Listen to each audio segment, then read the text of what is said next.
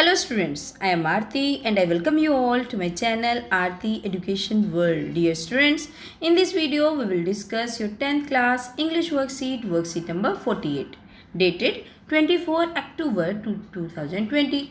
Dear students, आज जो हम वर्कशीट आपकी करने वाले हैं वर्कशीट नंबर 48 इंग्लिश की, ये आप देख ही सकते हैं। यहाँ पे 2 फ्लैग्स हैं जो लहरा रहे हैं और यहाँ पे डॉक्टर भीमराव अंबेडकर की फ़ोटो भी है और उनके पास है कॉन्स्टिट्यूशन ऑफ इंडिया, यानी कि उनके पास हमारे संविधान की किताब का कवर पेपर दिखाई दे रहा है। तो यस, ये हमारी वर्कशीट है आज प्रीएम्बल के बारे में। जो हमारी प्रीएम्बल है कॉन्स्टिट्यूशन ऑफ इंडिया की, भारत के संविधान की जो प्रस्तावना है उसकी क्या है, उसकी वर्कशीट है उसी के बारे में। क्योंकि अभी तक तो आपने 6 to लेके 8 तक आप कॉन्स्टिट्यूशन पढ़ते हुए आ रहे थे अपने सोशल साइंस में, आज आप इंग्लिश में भी पढ़ने वाले हैं। चलिए शुरू करते हैं आज की worksheet. Read the preamble of the Constitution of India. You would have come across the preamble in your textbooks also. आपको कॉन्स्टिट्यूशन ऑफ इंडिया की प्रीएम्बल को पढ़ना है। आपने अपनी जो टेक्स्ट बुक है, जो आपकी किताबें हैं, उसमें भी आपने इसको पढ़ा होगा जो प्रीएम्बल है।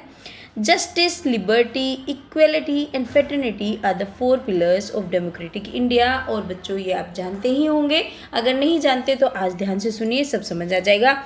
जो हमारी जो डेमोक्रेसी है, जो हमारा लोकतंत्र है, भारतीय लोकतंत्र, उसके 4 पिलर माने जाते हैं, 4 उसके स्तंभ माने जाते हैं। और वो कौन से पिलर्स हैं? एक तो जस्टिस, न्याय है ना, हर तरीके से न्याय मिले भारत के लोगों को।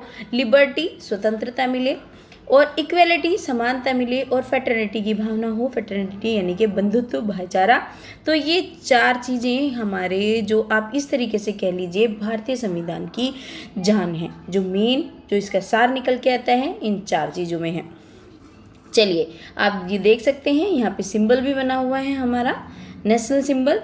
आप देखते हैं हमारी जो प्रीएम्बल है वो क्या है। पहले तो सबसे पहले ये जान लीजिए व्हाट इज़ प्रीएम्बल। प्रीएम्बल होता क्या है? ये जो हमारे जो कॉन्स्टिट्यूशन की, specially we are talking about the preamble of the constitution, ये क्या है? ये क्या इसके बेस पे हमारा कॉन्स्टिट्यूशन बना या और कुछ है ये? तो बच्चों इसके बेस पे नहीं, ये हमारे, आप इसे कह सकते हैं ये कॉन्स्टिट्यूशन का बेस है, लेकिन इसके ऊपर वो नहीं बना, क्योंकि ये हमारी आइडेंटिटी है। हमारा जो संविधान है उसकी आइडेंटिटी है। तो आइडेंटिटी कब बनती है? जब एक पर्सन होता है, उसकी कुछ कैरेक्टरिस्टिक्स होती हैं, तो तब उसकी पहचान बनती है। तो ऐसे ही हमारा जो संविधान है उसकी पहचान है ये आपका जो मेन, ये आइडेंटिटी इसके ऊपर है, ये इसका सार है। जो आप कह सकते हैं जो हमारा संविधान है उसका सार है। उसमें कौन कौन सी बातें हैं, क्या क्या इंपॉर्टेंट है, वो पढ़ लेते हैं। The constitution of India, Bharat का संविधान।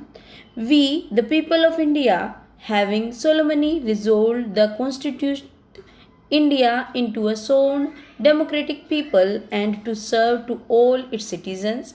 हम भारत के लोग, सोवन का मतलब समझते हैं। पहले तो आप ये जो वर्ड्स हैं इनका मतलब से समझिए। सोवन होता है सुप्रीमेसी, मतलब आपका ये समझिए कि अपना जो एक तरीके से आप इसको समझ सकते हैं, अपना अस्तित्व, मतलब जो सर्वोच्च, मतलब सुप्रीमेसी है इंडिया में। ये नहीं कि भारत किसी के अधीन, मतलब जो सबसे जो ऊंचा स्थान दिया गया है, we the people of India. आपको पता है, चलो एक फैक्ट भी बता देती हूँ, जब हमारी ये प्रीएम्बल लिखी गई थी तो इसके ऊपर इस पर मतलब वोट हुए थे कि क्या इसकी लाइन होनी चाहिए पहले। तो ये we the people of India ये जीत गया था और फिर इसको हमने प्रीएम्बल यहाँ से स्टार्ट करी है, we the people of India, हम भारत के लोग। तो इससे बिल्कुल स्पष्ट हो जाता है कि जो सुप्रीम पावर है, हमारे लोकतंत्र की जो सुप्रीम पावर है वो किसके हाथ में है? वो हमारे हाथ में है, यहाँ के लोगों के हाथ में है, यानी कि हमारे हाथों में है।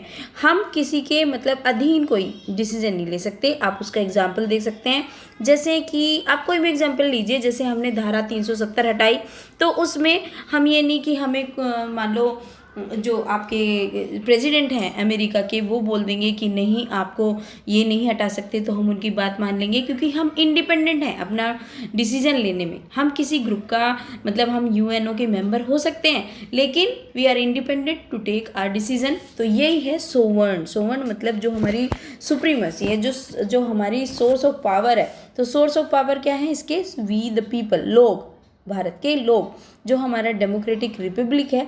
और डेमोक्रेटिक रिपब्लिक, आप समझिए रिपब्लिक कैसा, डेमोक्रेटिक क्या, डेमोक्रेटिक इस तरीके से क्योंकि हमारे यहाँ जो गवर्नमेंट है वो इलेक्ट होती है ना।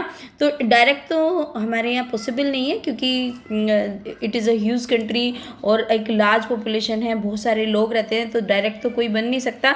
तो इनडायरेक्टली जो हमारा यहाँ पे हेड होता है, जो पॉलिटिकल हेड है वो प्रेसिडेंट है। तो इसीलिए ये क्या है, डेमोक्रेटिक है। जस्टिस, जस्टिस आप समझ ही सकते हैं इसको एक लाइन में। जस्टिस का मतलब सार क्या होता है, न्याय, चाहे वो किसी भी तरीके से है, कोई डिस्क्रिमिनेशन ना हो, मतलब भेदभाव ना हो, चाहे सोशली हो, इकोनॉमिक हो या पॉलिटिकल। उसके 3 आधार दिए गए हैं न्याय के। एक तो आपका सामाजिक, समाज में कोई ऊपर नीचे ना हो, आर्थिक रूप से किसी को ना हो और पॉलिटिकल रूप से किसी को ना हो, है ना। तो इस तरीके से आपको न्याय। और क्या, लिबर्टी, लिबर्टी एक वर्ड है हमारी प्रियम्बल में। लिबर्टी का मतलब क्या है, लिबर्टी स्वतंत्रता। स्वतंत्रता कैसे, जो हमें विचारों की स्वतंत्रता है। एक्सप्रेशन, थॉट मतलब विचारों की स्वतंत्रता। एक्सप्रेशन मान यानी कि अभिव्यक्ति की स्वतंत्रता। बिलीफ यानी कि जिस चीज़ में हम विश्वास करना चाहें वो रख सकते हैं। फेथ एंड वर्शिप, और हमें पूजा करने की सब चीज़ की स्वतंत्रता है। लेकिन आप स्वतंत्रता को ये से नहीं मान सकते कि चलो मैं किसी का मर्डर कर देता हूँ, आई एम फ्री, नहीं। फिर जो आपकी जो लिबर्टी है वो एब्सोल्यूट होती है, मतलब उसकी कुछ लिमिटेशंस जरूर होती हैं। एक नॉर्म्स में, एक रूल्स में बन के हमें एक लिबर्टी मिलती है, राइट। तो हमें लिबर्टी है लेकिन उसकी कुछ कंडीशंस हैं, है ना। कंडीशन सप्लाईज देखते हो ना, तो सब चीज़ है लेकिन उसकी थोड़ी सी कंडीशन है, क्योंकि हम जब तक लिबर्टी अपनी ले सकते हैं जब तक दूसरों के जो राइट्स हैं उन पे उनको हम ना छीने, है ना। तो लिबर्टी ये है, हमें इन सब चीज़ों की लिबर्टी है लेकिन एक हद में, राइट। अगला वर्ड है equality. Equality of status and opportunity and to promote among them all. हमें सबको समान अवसर मिलने की और अपनी चीज़ों को प्रमोट करने की और दूसरे के आगे मतलब अपने आप को क्या करने की, अपने आप को प्रोजेक्ट करने की, किस तरीके से अपने आप को फुलेस्ट डेवलप करने की हमें लिबर्टी है, तो इक्वेलिटी है। इक्वेलिटी कैसे, आप ये बोलेंगे भाई एक के पास जो टाटा, बिरला या फिर अंबानी है उनके पास इतना पैसा है ना, दुनिया के रिचेस्ट पर्सन में से, और हमारे पास इतना नहीं है, तो क्या समानता है, तो समान अवसरों की समानता है। आप समझिए कि you have all the same opportunity. जो अंबानी जी के पास है या किसी और के पास है, जो अपॉर्चुनिटी उन्हें मिली आपके पास ही समान अवसर हैं ऊपर उठने के। इसका मतलब ये है इक्वालिटी का मतलब। आप देख ही सकते हैं। जैसे आप देखिए बहुत सारे उदाहरण हैं। APJ अब्दुल कलाम हमारे ये पेपर बेचा करते थे, पेपर भी बेचा उन्होंने अपने बचपन के दिनों में, और वो प्रेसिडेंट ऑफ इंडिया बने। नरेंद्र मोदी जो आज के टाइम में उन्हें बताते हैं कि वो चाय की दुकान पे भी रहे हैं और वो आज क्या है, प्राइम मिनिस्टर ऑफ इंडिया है। तो इसी तरीके से मतलब आप इसको इस तरीके से लीजिए इक्वेलिटी को। इक्वेलिटी मतलब आपको अवसरों की समानता है, अपने को प्रमोट करने की, ऊपर आने की, डेवलपमेंट की आपको सारी समानताएं मिलेंगी। आई होप आपको समझ में आया होगा लिबर्टी का क्या मतलब है, जस्टिस क्या है और इक्वेलिटी क्या है। चलिए अगला वर्ड पे चलते हैं। अगला वर्ड इज फ्रेटर्निटी। अगर आपने सोशल साइंस में ठीक से नहीं पढ़ा है ना, आज की वीडियो देख लो, फिर आपको कभी कोई कन्फ्यूजन नहीं होगा, I assure for that. Fraternity यानी कि बंधुत्व, बंधुत्व यानी कि भाईचारा, भाईचारा एक दूसरे से प्रेम का, क्योंकि हमारा जो कंट्री है there are different type of people, different caste है, डिफरेंट लैंग्वेजेस हैं, डिफरेंट सब कुछ है। इंडिविजुअल को अपनी मतलब एश्योर करता है कि उसकी डिग्निटी भी बनी रहे और हमारा जो नेशन है उसकी यूनिटी भी बनी रहे, एकता भी बनी रहे। और लास्ट में क्या है, इन are constitution assembly this 26 of the day November 1949 do. और ये सब जो हमारी जो कॉन्स्टिट्यूट असेंबली बनी थी उसने कब दिया था, ये जो लिखा गया था ये किस पे, ये 6 नवंबर 1949 को ये अडोप्ट किए थे ये सारी चीज़ें अपने में और कॉन्स्टिट्यूशन में। ठीक है, तो आपने इसके क्या चीज़ें देखी, हमने इसके 4 पार्ट देखे। एक तो इसकी सोर्स क्या है, सोर्स क्या है इसके, हम लोग है ना, हम लोग ही हैं, सबसे ऊपर है। और हमने इसमें क्या देखा, इसकी ऑब्जेक्टिव्स क्या है ना, इसके ऑब्जेक्टिव्स क्या हैं, ये क्या करना चाहता है। और हमने ये भी देखा कि ये किस डेट को बना, तो ये सारी चीज़ें हमने इसमें डिस्कस करी हैं, राइट। तो अब होपफुली कि आपको प्रीएम्बल अच्छे से समझ आई होगी। अब देखते हैं इस वर्कशीट में क्या करने को है। है ना। अब ये तो हमने पढ़ लिया कि ये वर्कशीट क्या बताना चाह रही है। अब देखते हैं कि अब इस वर्कशीट में देखिए यहाँ पे है signature of the artist Bohr Ram Manohar Sinha as Ram, और ये जो सिग्नेचर दिए गए हैं यहाँ पे किसके, राम मनोहर सिन्हा ने राम के नाम से यहाँ पे सिग्नेचर किए हुए हैं। ठीक है, चलिए ये इतना इम्पोर्टेंट है नहीं, चलिए अब इसको पढ़ते हैं। Select any one of these 4 principles, आपको इनमें से जो आपने 4 प्रिंसिपल्स पढ़े हैं, कौन से 4 प्रिंसिपल्स आपने सबसे पहले ही देखा, कौन सा, justice, liberty, equality and fraternity. इन चारों में से ये जो 4 आपने पिलर्स ऑफ द कॉन्स्टिट्यूशन पढ़े, इनमें से आपको एक प्रिंसिपल, एक सिद्धांत को सेलेक्ट करना है, एक छोटा पैराग्राफ लिखना है 100 to 120 words based on what you understand as a student from the principal as you select, और उसके ऊपर बेस लिखना है कि आप क्या समझते हैं इन वर्ड से। अगर आपने सपोज लिबर्टी उठाया तो लिबर्टी के बारे में आपके क्या विचार हैं, इक्वालिटी का मतलब क्या है आपके लिए, फ्रेटर्निटी से आपका क्या मतलब है, या फिर जस्टिस आप किसको कहेंगे, ये आपको अपने वर्ड्स में लिखना है। इसलिए मैंने आपको पूरी तरह से एक्सप्लेन किया सो दैट आप कोई भी टॉपिक लें अच्छे से लिख पाए। देखिए आप लोगों की हेल्प के लिए मैंने भी आपके लिए एक शॉर्ट पैराग्राफ लिखा है, वो लिखा है मैंने इक्वालिटी के ऊपर। चलिए देख लेते क्या है। Equality is defined as the equality is defined as the condition of being equal or the same in quality. Sorry बच्चों, it was my slip of tongue. दोबारा से देख लेते हैं। Equality is defined as the condition of being equal. Equality क्या होती है, एक कंडीशन होती है एक होने की और या फिर सेम क्वालिटी रखने की, मेजर्स एक समान ताकि स्टीम और वैल्यू या कोई स्टीम हो या वैल्यू हो सबकी समानता। There should be no distinction between man and the man on the ground of race, किसी आदमी के बीच एक आदमी में या दूसरे आदमी में किसी उसके ग्राउंड उसके रेस के कारण, उसकी जो जाति है उसकी वजह से मतलब कोई डिफरेंस नहीं होना चाहिए, उसके कलर के, उसके रिलीजन के, आपको फुल्ली समझ में आ रहे हो, कलर मतलब रंग, रिलीजन धर्म, and every individual may be able to develop his creative skills, और हर एक आदमी को उसकी क्या मिलती है, उसको एबल होना चाहिए क्या, अपनी स्किल्स को डेवलप करने के लिए। यही तो इक्वलिटी है कि उसको किसी भी तरीके से, चाहे उसका कलर कोई भी हो, रेस कोई भी हो, रिलीजन कोई भी हो, हर एक इंडिविजुअल को अपनी क्रिएटिव स्किल्स को डेवलप करने के समान अवसर होने चाहिए। This means that the state must so arrange the social order as to enable each citizens to develop his personality to the fullest extent possible। इसका मतलब ये है कि स्टेट को ऐसा अरेंज करना, ऐसे सोशल ऑर्डर को अरेंज करना कि हर एक जो सिटीज़न है उसका अपनी पर्सनैलिटी का कोई भी ट्रेटो को उसको फुलेस्ट मतलब पूरा जितना भी वो करना चाहे वो अपने को अच्छे से डेवलप कर सके। There are different type of equality, equality के अलग अलग प्रकार होते हैं। पॉलिटिकल इक्वलिटी होती है, जस्टिस होती है, लीगल होती है, नेचुरल होती है और इकोनॉमिक होती है। ये सब इक्वलिटी होती है ना, चाहे वो सामाजिक समानता हो, कानूनी रूप से हो, नेचुरल हो, स्वाभाविक हो, और या फिर आपकी प्राकृतिक या स्वाभाविक, और या फिर आपकी आर्थिक समानता हो, ये हो सकती हैं।